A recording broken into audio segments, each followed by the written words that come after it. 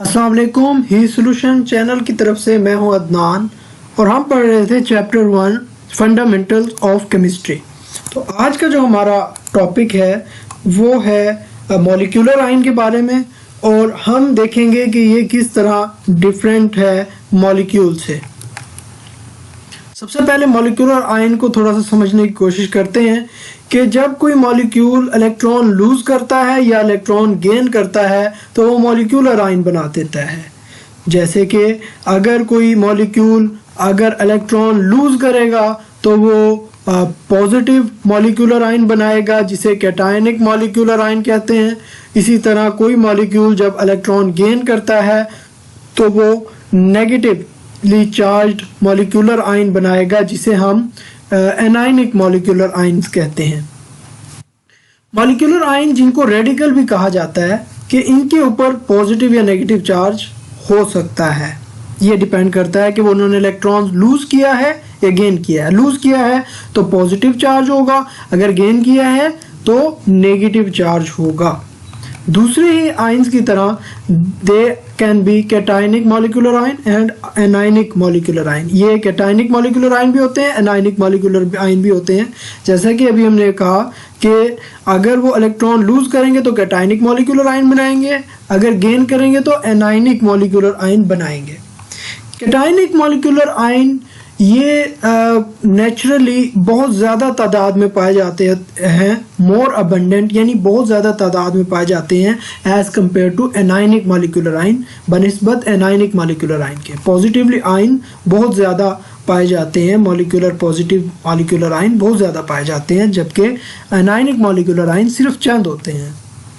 For example हमारे पास positive ली charge molecular ion यानी cationic molecular ion दिखाए गए हैं। ये एक मीथेन का एक मॉलिक्यूल है जिसने इलेक्ट्रॉन लूज किया और वो एक पॉजिटिवली चार्ज आयन बन गया।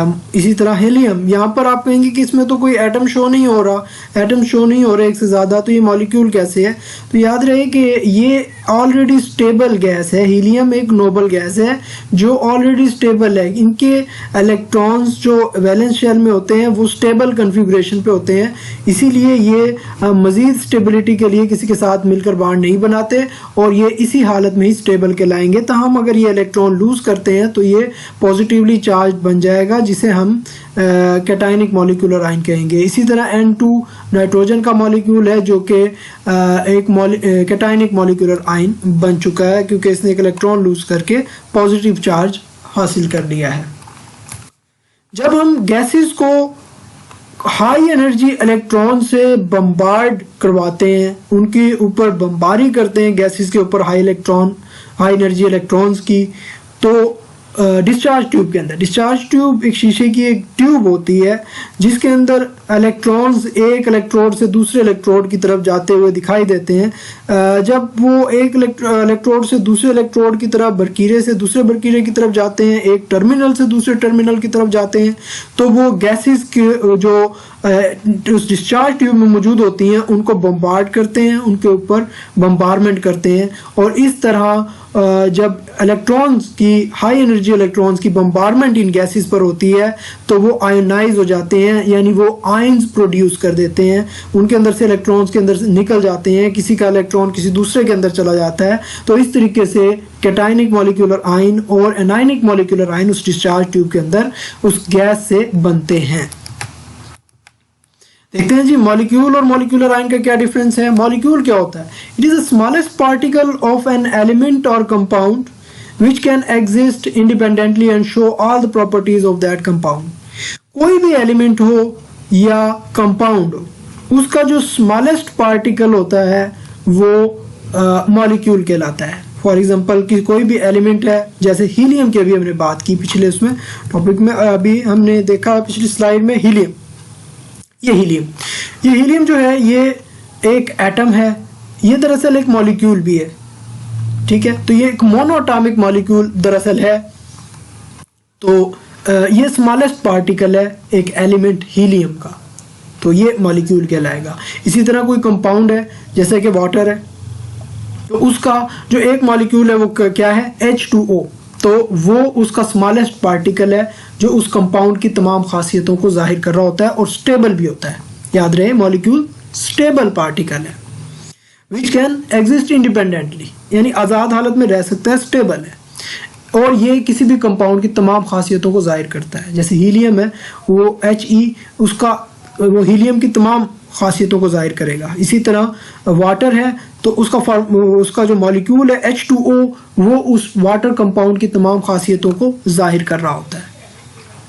मॉलिक्यूलर आयन उस वक्त बनते हैं जब कोई एटम इलेक्ट्रॉन लूज करता है या गेन करता है। मॉलिक्यूल हमेशा न्यूट्रल होते हैं, इन पर कोई चार्ज नहीं होता, जबकि मॉलिक्यूलर आयन पर पॉजिटिव या नेगेटिव चार्ज हो सकता है। मॉलिक्यूल अक्सर कॉम्बिनेशन ऑफ एटम से बनते हैं, यानी इनके एटम्स, जब एटम्स आपस में मिलते हैं तो मॉलिक्यूल्स बनते हैं। जैसे वाटर का मॉलिक्यूल H2O, उसमें हाइड्रोजन के 2 एटम्स ऑक्सीजन के 1 एटम के साथ मिलकर मॉलिक्यूल बना रहे होते हैं। जबकि ये मॉलिक्यूलर आयन अभी हमने पढ़ा कि ये आयोनाइजेशन ऑफ मॉलिक्यूल से बनते हैं। जब गैस के मॉलिक्यूल्स जो डिस्चार्ज ट्यूब में मौजूद हो हाई एनर्जी इलेक्ट्रॉन से बम्बार्डेड होते हैं तो उनकी आयोनाइजेशन से मॉलिक्यूलर आयन प्रोड्यूस होते हैं। मॉलिक्यूल जो होते हैं ये स्टेबल यूनिट होता है, ये आज़ाद इंडिपेंडेंट हालत में रह सकता है, जबकि it is a reactive स्पीसी। Molecular ion जो होते हैं वो रिएक्टिव होते हैं, यानी इनको अगर किसी भी चीज़ का एनवायरनमेंट ऐसा मिले तो ये फ़ौरन उस चीज़ के साथ रिएक्शन करके अल्टीमेटली स्टेबिलिटी की तरफ चले जाते हैं, कोई और फाइनल प्रोडक्ट बना देते हैं। अगर आपको हमारे इस टॉपिक में कोई डिफ़िकल्टी हो तो आप हमें कमेंट कर सकते हैं। Best of luck, thanks for watching, अल्लाह हाफिज़।